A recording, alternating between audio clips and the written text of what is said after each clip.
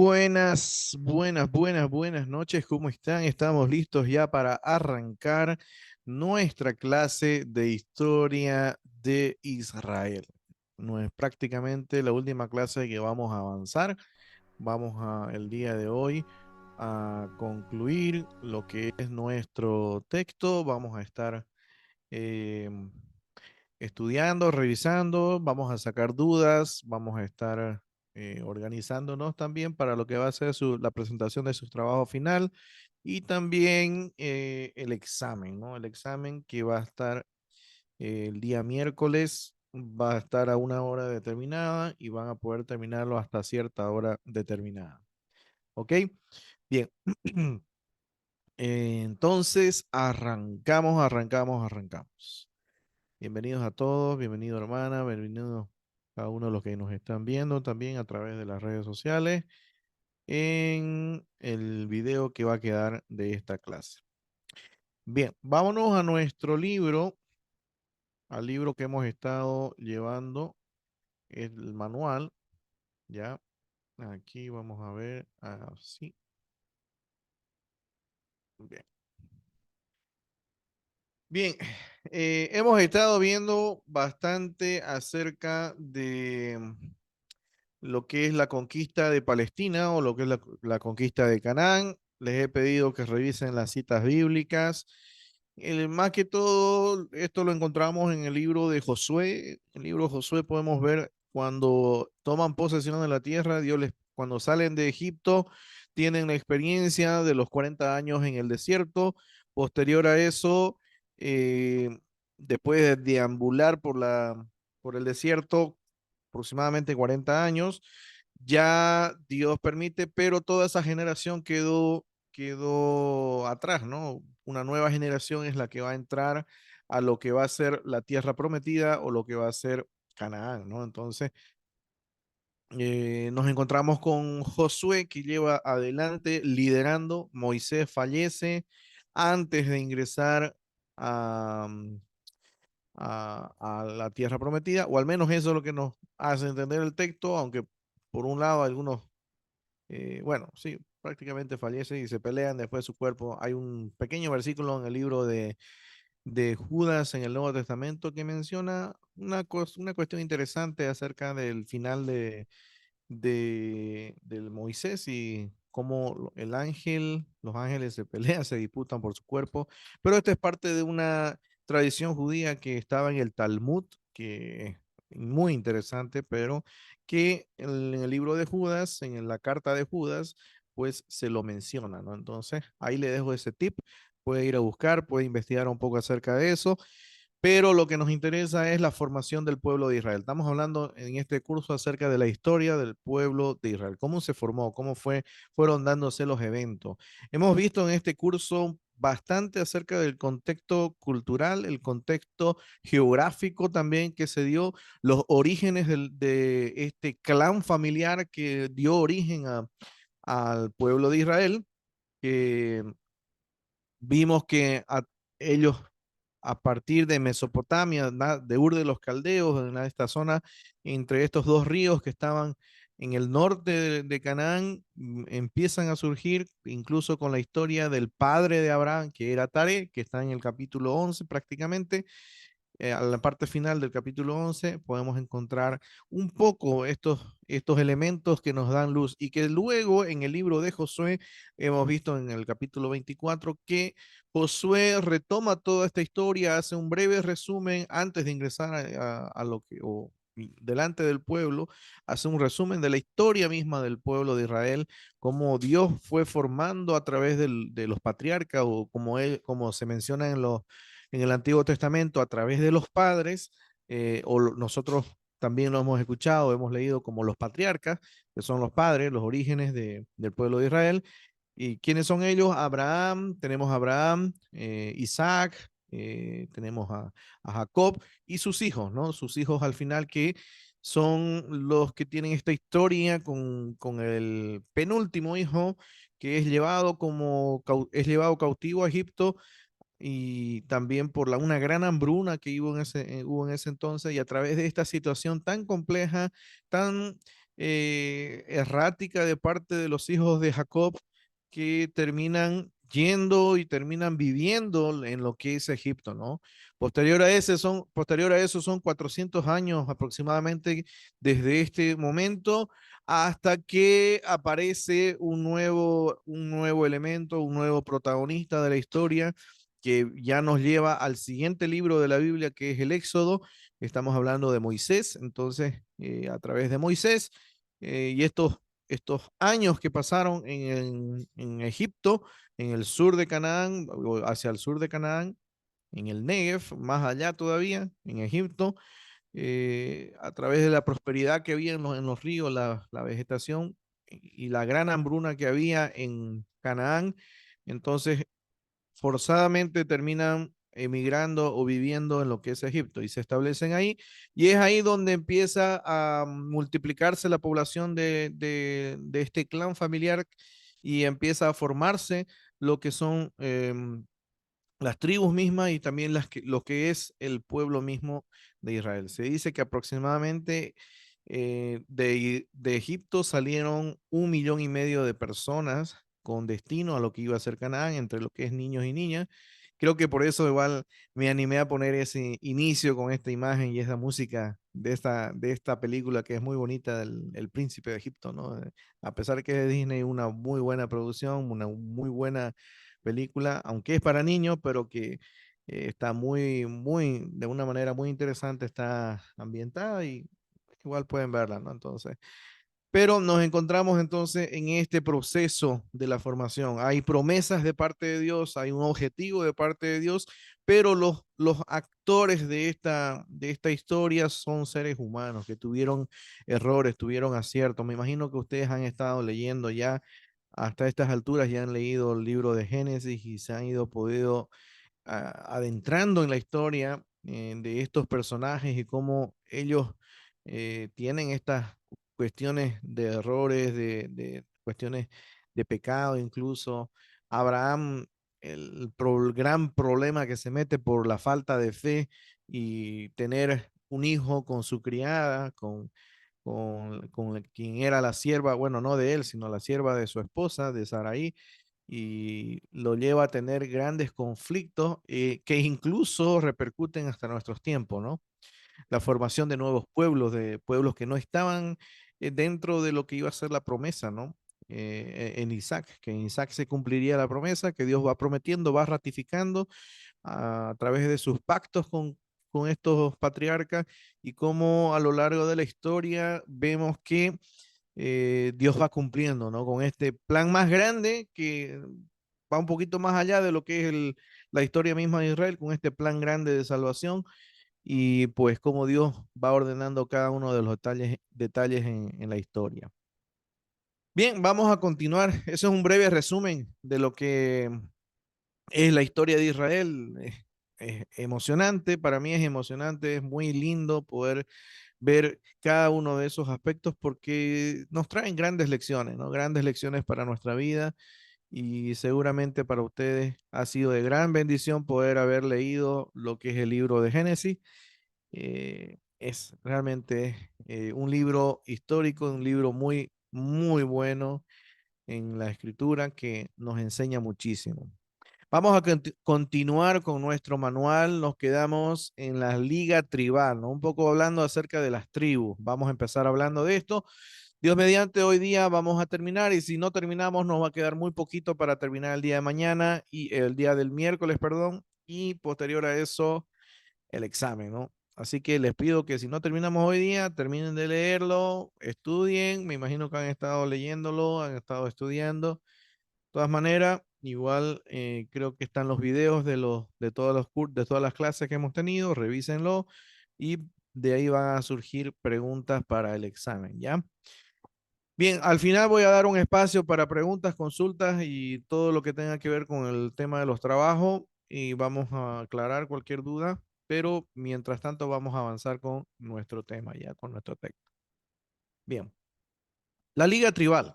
Durante unos 200 años desde el principio de su vida en Palestina o Canaán hasta el nacimiento de la monarquía en Israel existió como un sistema de tribus tradicionalmente 12, dotado de una tenue organización. A lo largo de todo este periodo no tuvo ni un gobierno central ni un aparato de Estado.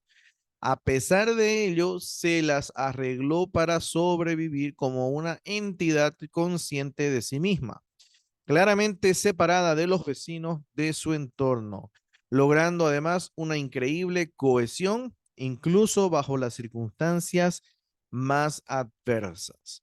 Hablando teológicamente, se puede designar con justicia a Israel como una familia, pero desde un punto de vista histórico, ni sus orígenes ni el proceso de su existencia pueden ser descritos en términos de parentesco de sangre. Menos todavía podemos creer que el pueblo de Israel se hizo gradualmente a través de un periodo de tiempo.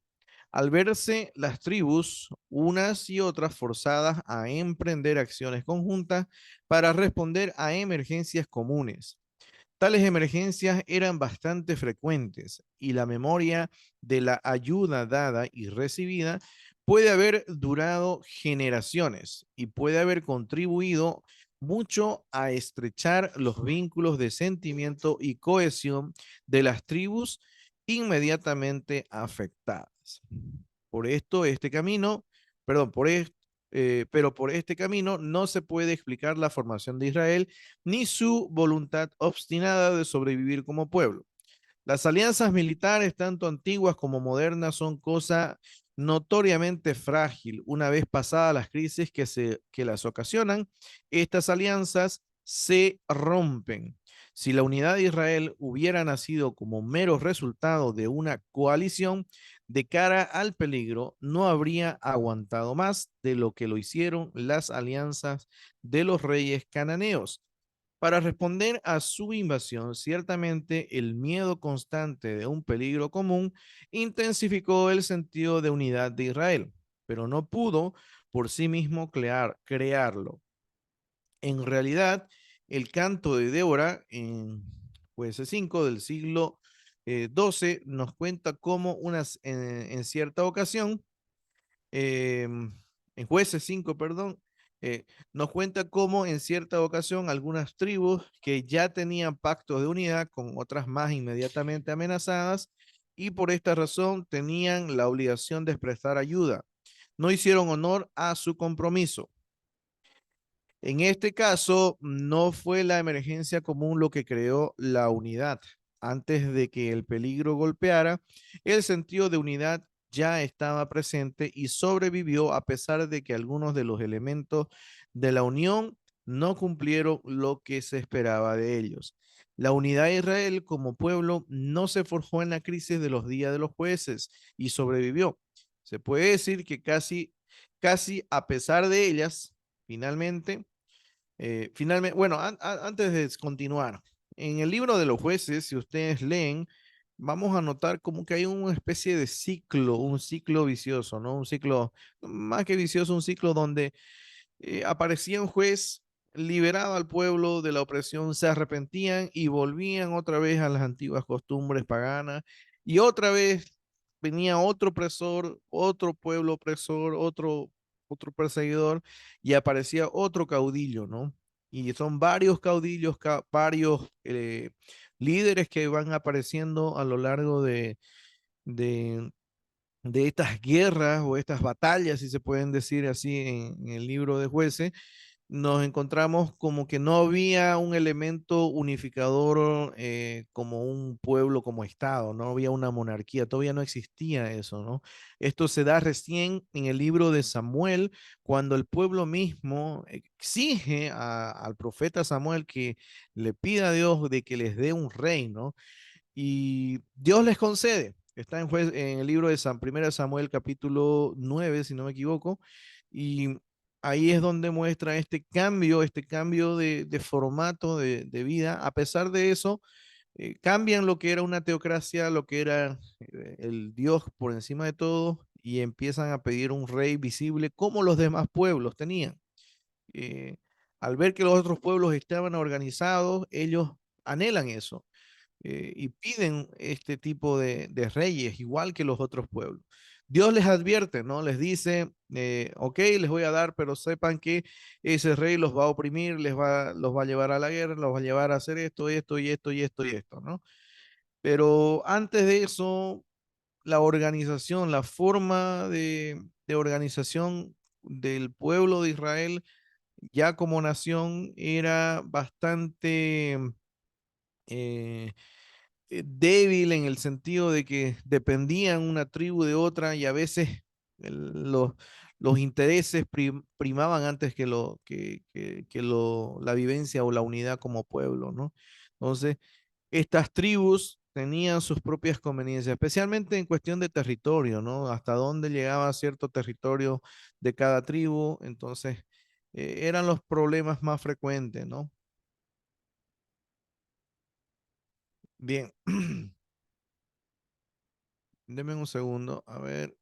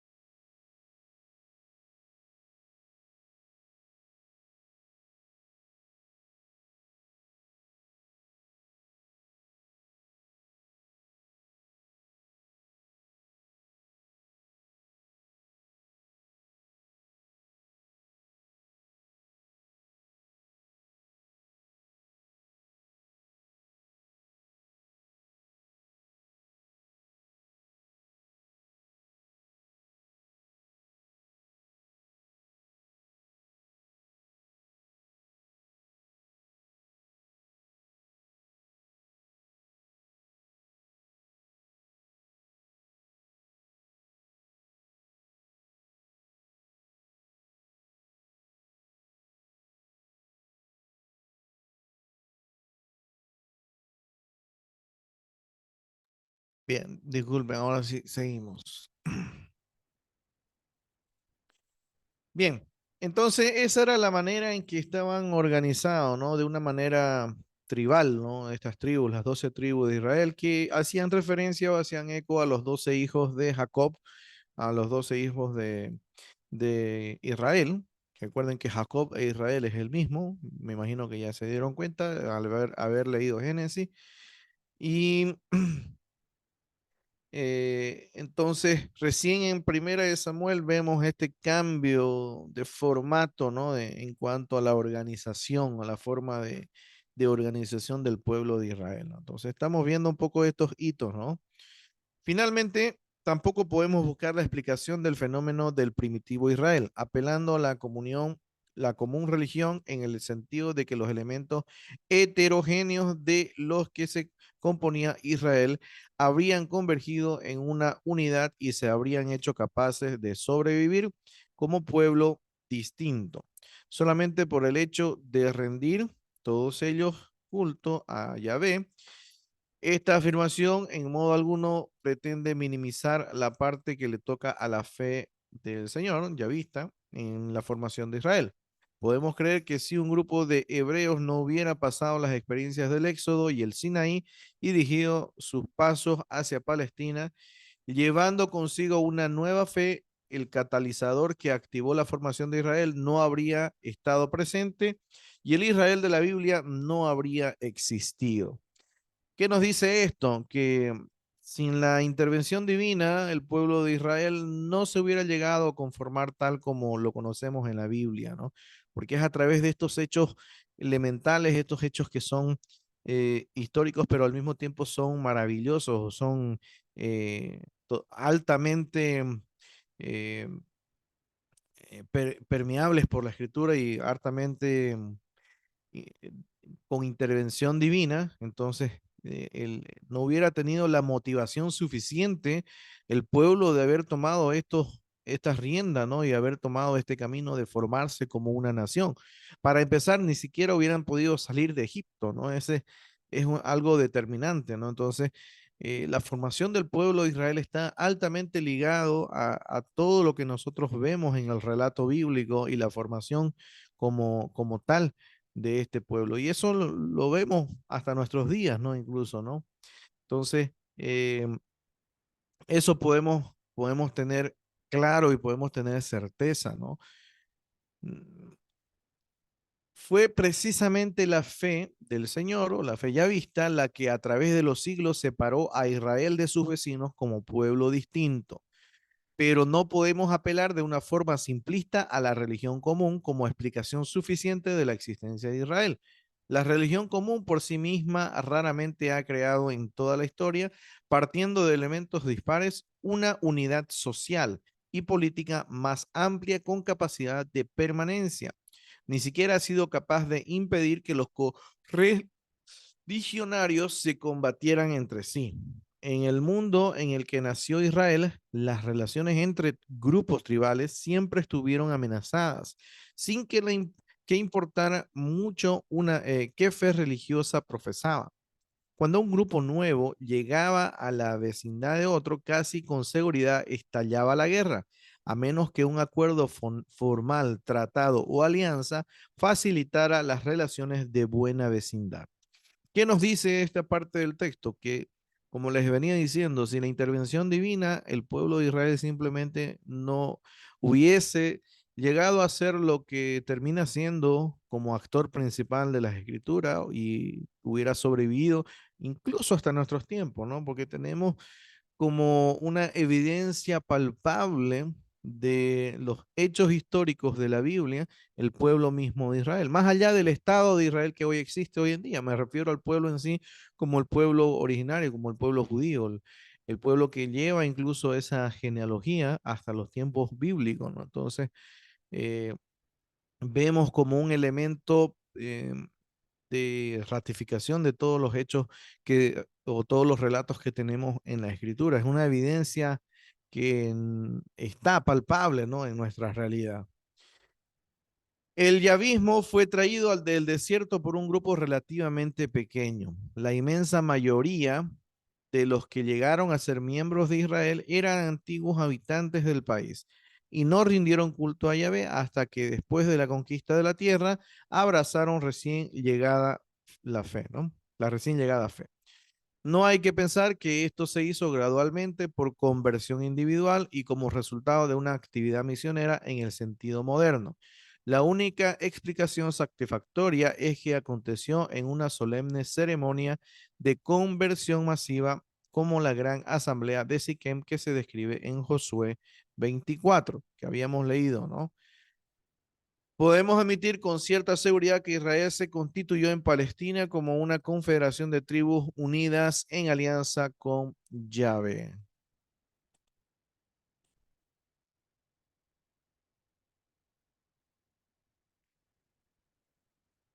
Bien. El periodo de los jueces puede estimarse con bastante precisión entre los años 1200 y 1050. Subrayen eso, pregunta de examen. A la conquista y toma de Canaán le siguió una época de organización progresiva del territorio. Ese periodo fue testigo de una serie de conflictos entre los grupos hebreos que estaban organizados en una confederación de tribus o clanes y las ciudades-estados cananeas. Finalmente, los antepasados de Israel se impusieron a sus adversarios y los redujeron a servidumbre. El libro de los jueces relata una serie de episodios importantes de este periodo. Los jueces eran caudillos, es decir, líderes militares carismáticos que hacían justicia al pueblo. ¿Ok? No eran gobernantes, sino libertadores. No eran una especie de gobernantes, eran líderes que surgieron ante una necesidad, ante una opresión, ¿no? Que se levantaban a luchar en momentos de crisis. Josué 2, 16, 3, 9. El cántico de Débora, que está en el libro de Jueces, capítulo 5, celebra la victoria de una coalición de grupos hebreos contra los cananeos en la llanura de Jezreel. El periodo de los jueces se caracterizó por una falta de unidad y organización política entre los grupos hebreos. La situación geográfica de Palestina y la falta de colaboración contribuyeron a robustecer la tendencia individualista. Los israelitas estaban en un proceso de sedentarización y cambió a nuevas formas de vida, particularmente en la agricultura, ¿no? Se volvieron ya agricultores, la mayoría de ellos. Ya no eran estos pueblos nómadas, ¿no? Ya no eran, se volvieron más sedentarios, se asentaron en cierta región. Incluso en el libro de los jueces encontramos la historia ay, se me fue su nombre, jueces, no puede ser, se me fue su nombre de este juez. Jueces 6.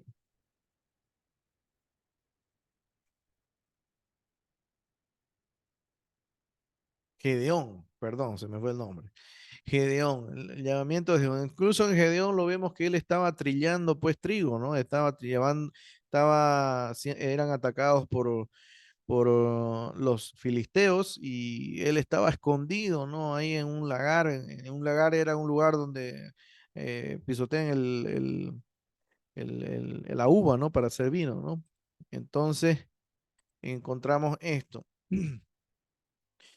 Em, Durante ese periodo se fueron asimilando paulatinamente la cultura y las formas de vida cananeas. Esa asimilación produjo prácticas sincretistas en el pueblo hebreo.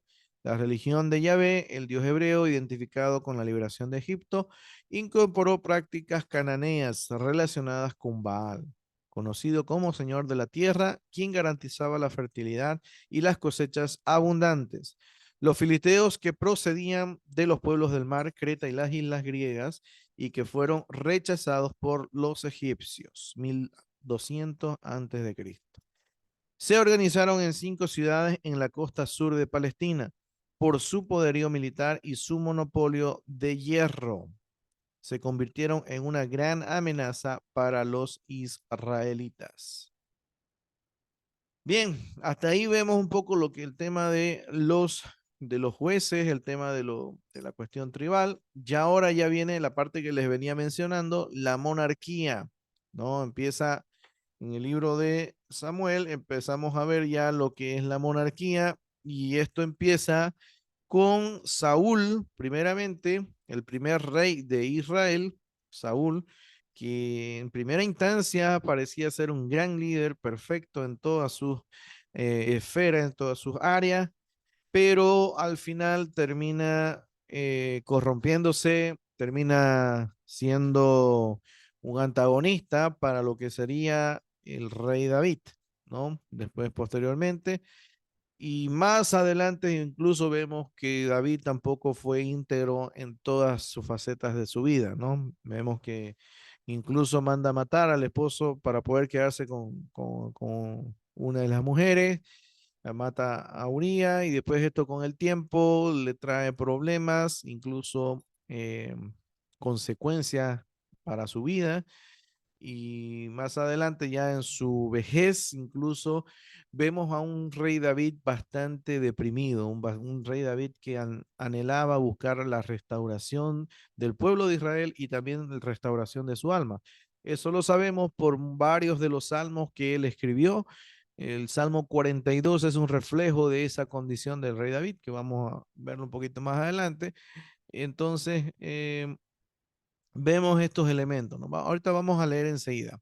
Vamos a hacer una pequeña pausa, déjenme un segundo y enseguida retomamos. 2 minutitos, por favor, regáleme y enseguida retomamos. Hagamos una pequeña pausa. Tenemos todavía 20 minutos más. Enseguida retornamos, ¿ya? Denme 2 minutos.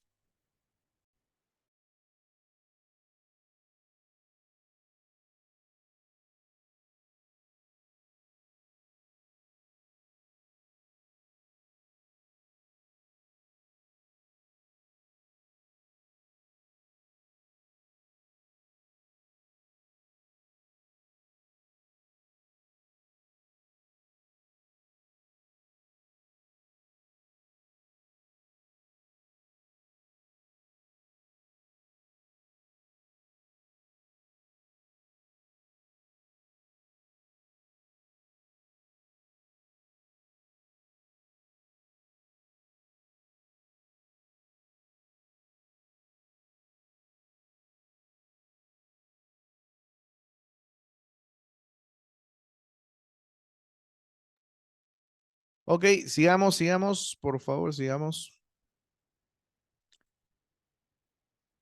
Bien, vámonos a lo que es la monarquía y división del reino. Seguimos avanzando en lo que es la historia. Ya estamos en la parte final de lo que es nuestro material, pero tenemos que avanzarlo. Y es bonito esta parte de la historia, es bastante interesante. Una historia que conocemos bastante igual por siempre en la escuela dominical.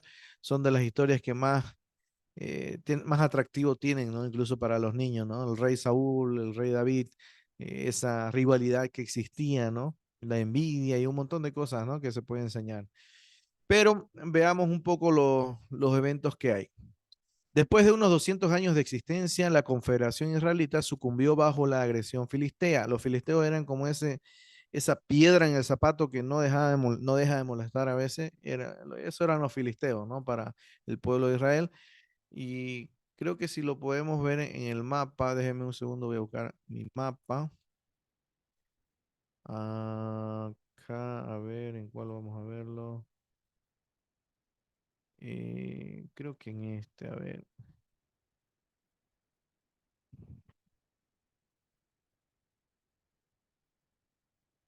Ya, aquí en este mapa,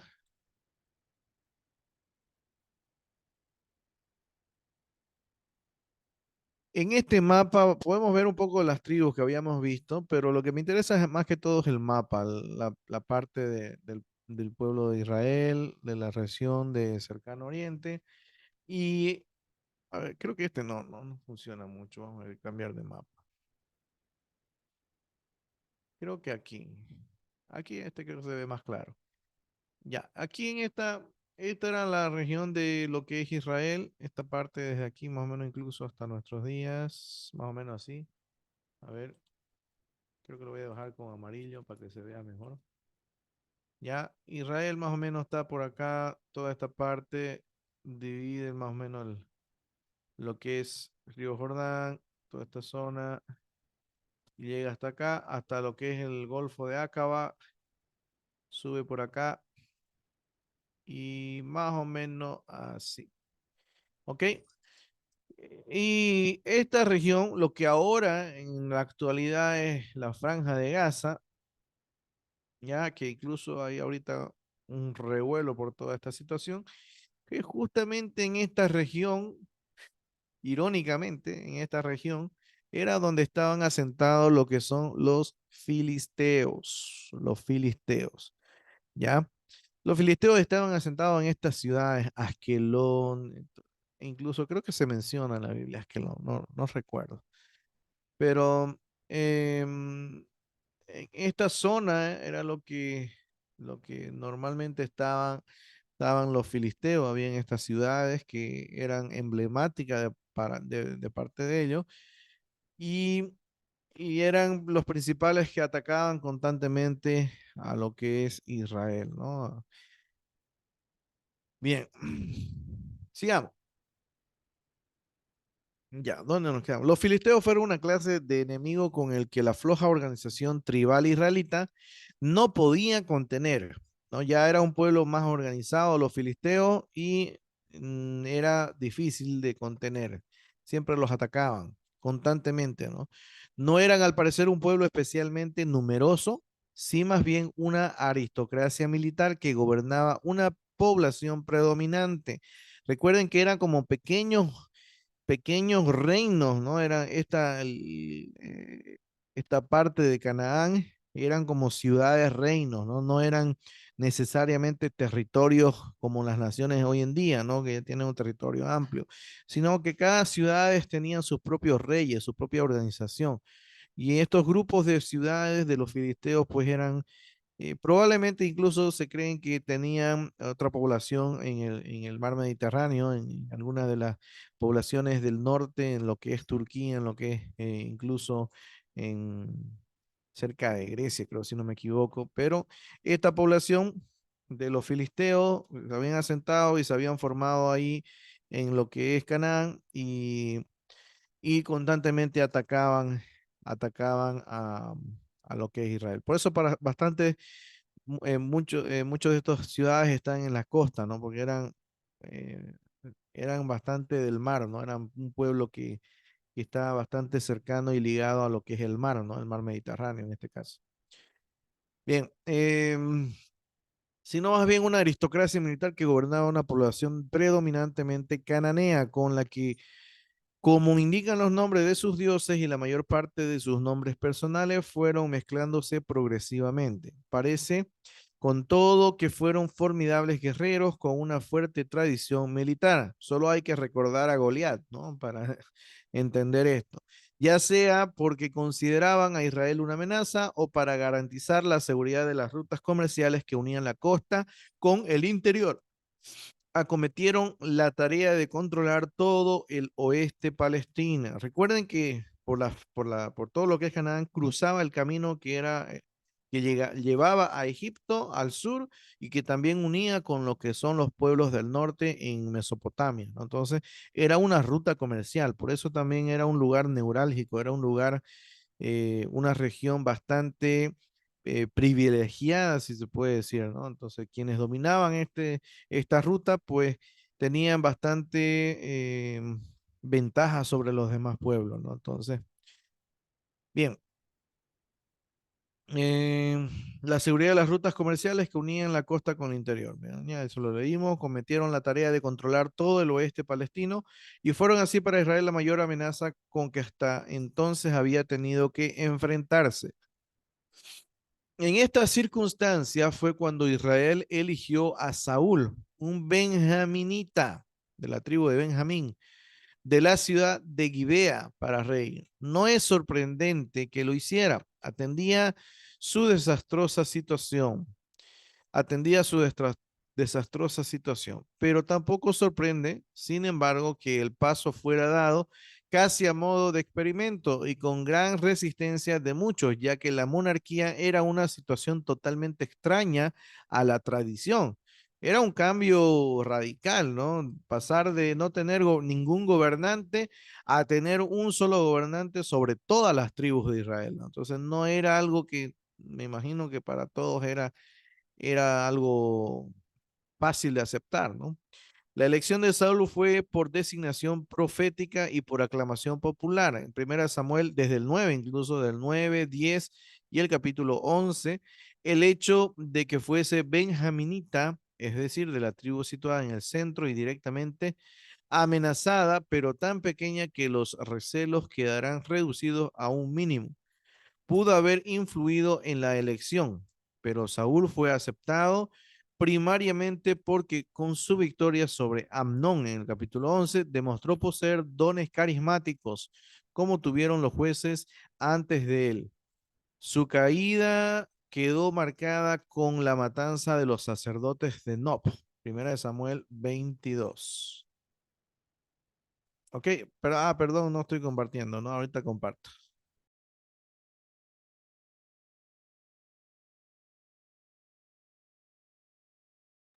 Ok, ahora sí lo estoy compartiendo. De todas maneras, ustedes tienen el manual. Estoy en la página 30.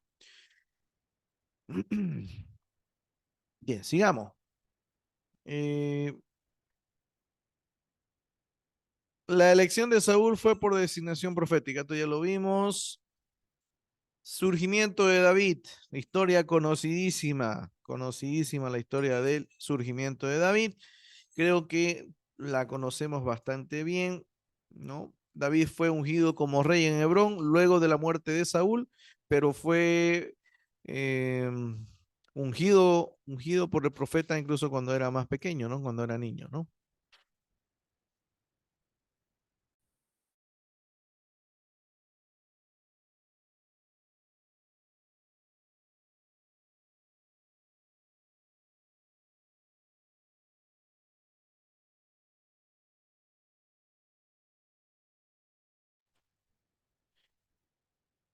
Bien. En este momento habían dos reinos y solo monarca, y un solo monarca. El reino de Israel alcanzó su máximo esplendor bajo la dirección de David. Con su ejército incorporó las ciudades cananeas independientes, sometió a los pueblos vecinos amonitas, moabitas y edomitas. al este arameos al norte y particularmente filisteos al oeste, y conquistó la ciudad de Jerusalén.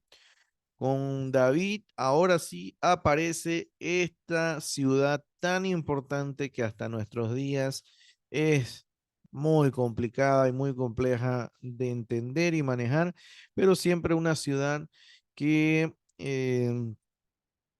que tiene mucha relevancia en todo lo que es la historia bíblica y especialmente para el pueblo de Israel, que más adelante, como dice acá, se convirtió en el centro político y no solamente político, sino también religioso. ¿Por qué?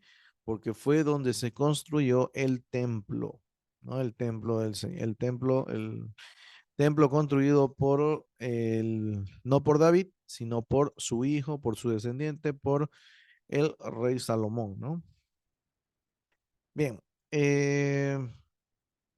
la consolidación del poder se debió no solo a la astucia política y la capacidad militar del monarca, sino también a la decadencia de los grandes imperios en Egipto y Mesopotamia. Con David comenzó la dinastía real en Israel. Paralelo a la situación de la monarquía, surgió en Israel el movimiento profético. El profetismo nació con la monarquía, pues en esencia es un movimiento de oposición a los reyes, ¿no? A partir de David, o en este caso a partir del surgimiento de los monarcas, tal como Dios les había anticipado, si ustedes leen Primera de Samuel, les ha dicho, los reyes se van a poner por encima de ustedes, le van a poner cargas pesadas, les van a oprimir con un montón de cosas, ¿no? Que tenían que cumplir. Y tal cual, muchos de los reyes no fueron siempre buenos reyes, ¿no? Muchos de ellos fueron pésimos reyes. Hasta después de Salomón, muy pocos se nombran como reyes que sobresalieron, pero sí vemos que hay reyes que oprimen. Y que hay una cuestión ahí bastante oscura, si se puede decir, y es donde surge lo que después ya tenemos esta porción de la Biblia, que son los profetas, ¿no? Los profetas surgen a raíz de esta situación de cambio de poder y estos, hablando de parte de Dios, se oponen a estas cuestiones injustas de parte de los gobernantes y son prácticamente una oposición directa a lo que es la monarquía o los malos manejos del pueblo de Israel, no solamente políticos ni económicos, sino también espirituales, ¿no? Entonces, eso es lo que nos dice esta parte del libro, entonces eso nos ayuda a comprender, ¿no? El contexto en el cual se dan las escrituras, ¿no? Y la consolidación del poder se debió entonces no solo a su justicia política, estamos hablando de David. El profetismo nació con la monarquía, pues en esencia es un movimiento de oposición a los reyes. Posteriormente, cuando la monarquía dejó de existir durante el exilio de Babilonia, en Babilonia, no duró para siempre este periodo. La institución profética se transformó para poder responder a una nueva condición social, política y religiosa del pueblo. Libre del peligro exterior, pudo David dedicarse a la consolidación interna de su poder. Con este fin, después de algunos años de gobierno en Hebrón, conquistó la ciudad jebusea de Jerusalén y trasladó allí su residencia permanente. Por eso se le llama la ciudad de David, Jerusalén, porque fue él quien la conquistó, ¿ya? Y fue él quien establece que este sería el lugar de dominio, de un lugar de concentración de poder e incluso religioso, al llevar ahí lo que sería el tabernáculo y posteriormente ya construyen lo que sería el templo, ¿no? Em, ¿Qué más? Con esta maniobra no solo eliminaba David un enclave cananeo en el centro del país, sino que obtenía también una capital desde la que podría gobernar un estado de alcance nacional. Hebrón, ubicado muy al sur y en la tierra de Judá, no hubiera sido aceptada permanentemente como capital por las tribus del norte, pero una capital en el norte difícilmente hubiera sido aceptada por Judá, ¿no? Entonces, como estaba en el centro, ni para ustedes, ni para ustedes. Entonces la puso en el medio como para que no haya ninguna disputa. Fue una cuestión estratégica también y una manera de resolver un conflicto entre las dos secciones más grandes que habían y que más adelante van a marcar lo que sería también el reino del norte y el reino del sur en Israel, ¿no? Que es otro tema que también es interesante y que está dentro de la historia de Israel. Entonces, ofrecía una excelente solución, ¿no? Era una solución política bastante. El peso de la monarquía. Con esto creo que ya terminamos, creo que no es muy largo. Sí, leámoslo esto rapidito. No, creo que vamos a quedar aquí. Nos quedan solamente 8 páginas para leer y ir comentando.